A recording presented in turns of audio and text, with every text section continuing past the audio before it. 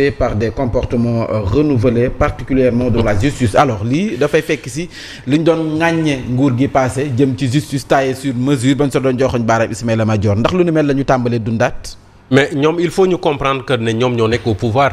Waly Diouf Bodian Ousmane Sonko Bassirou Diomaye il faut ñu comprendre ne ñoom ñoo nekk au pouvoir et bu ñu nekk au pouvoir particulièrement ñoom ñooy incarner aujourd'hui le pouvoir exécutif et pouvoir exécutif am na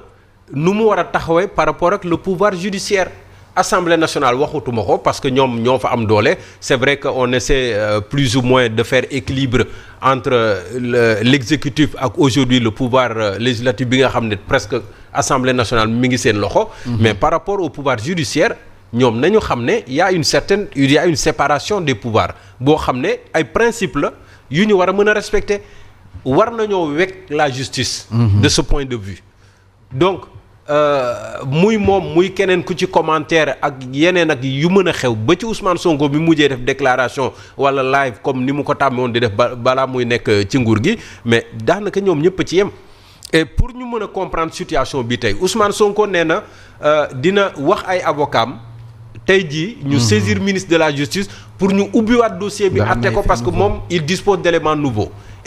yooyu mooy lan ay rapport UGF yu mu ne moom la téye ci loxoom. parce que ministre des finances jox na ko.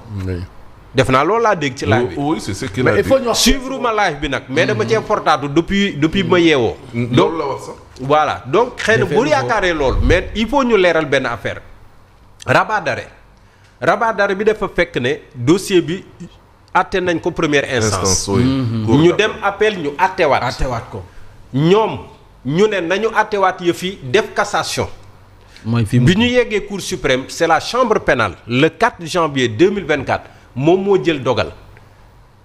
ci lii nga xam ne moom la ñu doon sàkku rabat d'arrêt donc rabat d'arrêt boobu la ñu bëggoon ñu xool ko parce que ñoom Ousmane Sonko ak ay avocats dañu jàpp ne ni ñu leen àttee am na vice de procédure mooy lan mooy ñoom dañu jàppoon ne balaa ñu doon àtte lii ñoom chambre pénale boobu. Cour suprême waroon na sàkku xalaatu conseil constitutionnel comme ni ko règlement bi waxee diggante Cour suprême conseil constitutionnel les 7 sages. Mais loolu ñu ne amul. donc loolu lañ doon attaqué Cour suprême ne leen mënul nekk. et pour rabat d'arrêt bi pour nit ñi mën ko comprendre c'est la chambre pénale qui avait jugé l'affaire le 4 janvier. mais boo demandé rabat d'arrêt toutes les chambres réunies de la Cour suprême ñoom la ñuy dajale. y compris la chambre pénale bi nga xam ne sax moom moo àtte woon ñu laaj leen lii lan ngeen ci xam et rabat d'arrêt bi du àtte le fond il faut mu leer li waral condamnation bi rabat d'arrêt bi àtte wu ko. du ko àtte dafay àtte juste la procédure. maanaam juste dans la forme parce que ñëpp procédure la ñu attaqué donc loolu rek la ñuy xool. xooluñu li waral àtte beeg li waral condamnation bi. lijjanti wuñ ko donc loolu la ñu ne mënul prospérer mënul jàll c'est irrecevable et donc ce qui veut dire quoi. li ñu condamné woon en première instance appeloo lépp loolu la ñuy confirmer waat et lépp lu am frais ci procédure bi Ousmane Sonko moo koy gàddu c'est la condamnation aux dépens donc bu Ousmane Sonko ne dañuy ubbiwaat dossier bi pour parce que il a des éléments nouveaux bon libre à lui mais pour nit ñi comprendre rek que Cour suprême du àtte le fond mais juste la procédure bi nga xam ne moom la ñu attaqué voilà waaw te Cour suprême moom Ousmane Sonko wax na ko mënul weddi boppam parce que Cour suprême à travers la chambre pénale moom moo àtte woon le 4 janvier. donc mënumaa àtte mbir tey nga indiwaat ko suuf prétexte que jalgati na procédure bi nga bëggaat ma àttewaat ko may weddi sans bopp. c'est un peu ça il faut ñu xam rapidement la mooy inspection générale des finances. waaw. inspection générale des finances li ma taataan ci borom xam-xam yi bokkuñu ak bu France bi moo gën a am caractère contraignant fii le ministre des finances comme ñoom ñooy alloué xaalis yi pour xam nan lañ ko dépensé rek.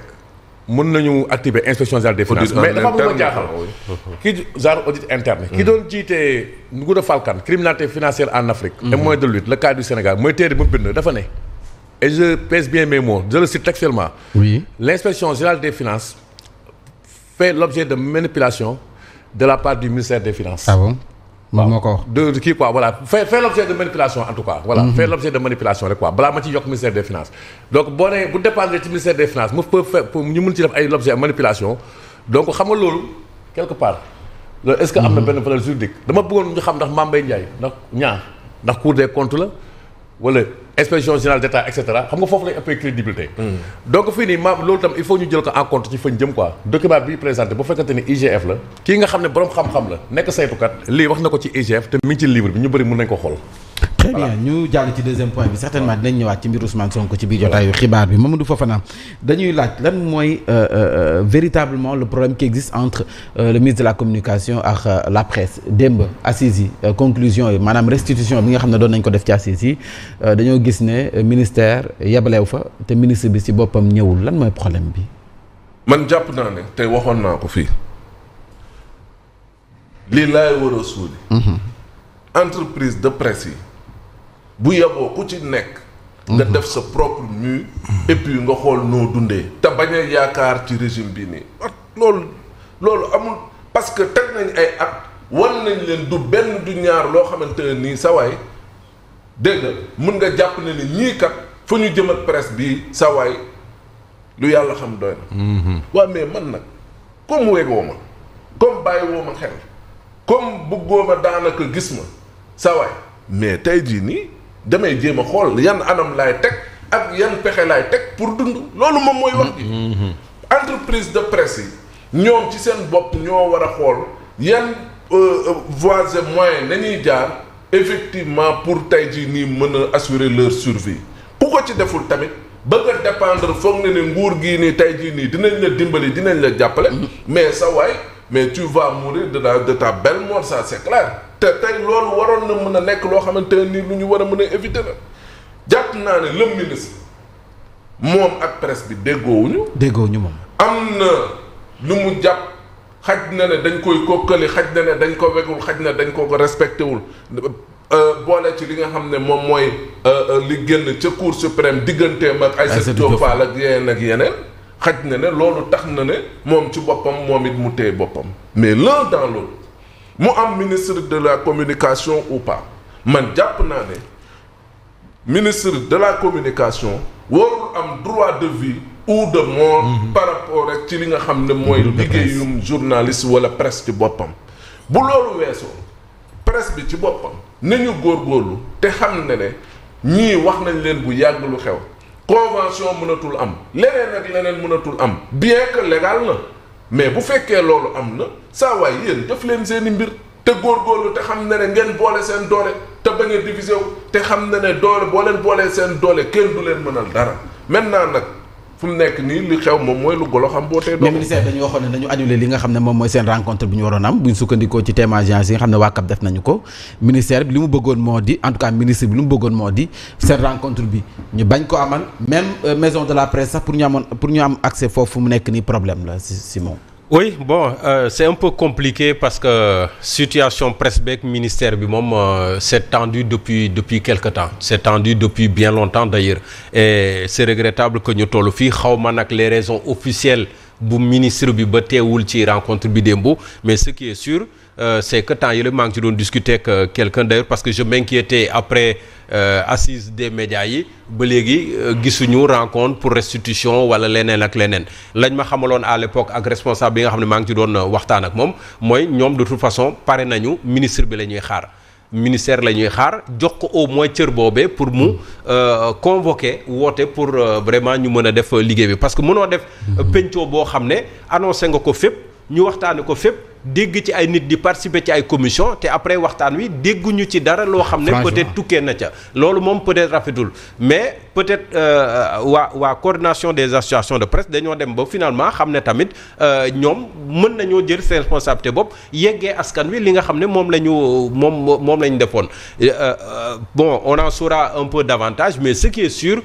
c'est que ces recommandations là wala li tukkee en tout cas ci assises yi peut-être nekk na comme ni ko ñu bëri waxee tey ce matin une feuille de route peut-être boo xam ne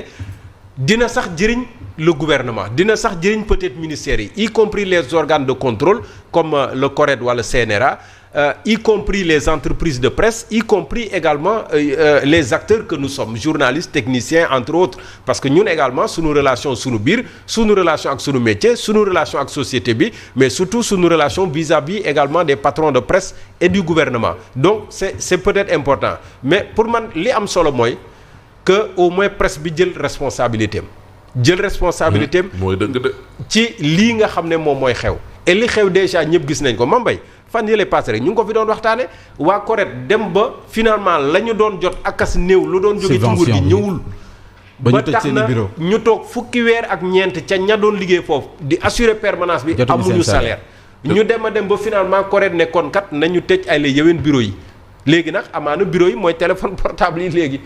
mais teewul peut-être CORED dina continuer di def le travail de suivi bi nga xam ne moom lañ doon def di xool liggéeyu ñun ñii ñëpp ñu koy def mais ba léegi doyul fan yële également dégg nga commission bi nga xam ne moom mooy taxaw ci établir carte nationale de presse ñoom tam jafe-jafe koppar tax na ba depuis presque ay weer ñi mujjee woon déposé yëpp ba léegi seen carte génnagul parce que amuñu koppar pour mën ko tirer donc autant de situations yoo xam ne impacté waale presque tout le monde et ça c'est dommage mais j'espère que peut-être y aura à rectifier le tir xaw ma naka lay demee mais je pense que CORED la CAP toujours ñu ngi ci disposition mën a engager le dialogue et ñoom mosuñoo tëj seen i bunt ministère la ñuy xaar ak gouvernement bi c'est tout non waaw mais loolu moom moo waral situation bi nag loo tax ma ne la presse bi nag na jël responsabilité surtout ñu doog yow maison de la presse sax pour nga am accès ko problème la pour mën a def seen tenue serré mu am ay kii pendant ce temps mu am ay groupe de presse yoo xam ne ñu ngi doxal man de bu yàgg laa noppal ci wax ji bala ngaa jotu fekk soo jotu bu yàgg ñun jatu nañ bu yàgg di leen xaar nit da ngay xam fi mu jëm bu yàgg a yàgg. nga teel a fagaru lu am solo daal mooy le chien aboie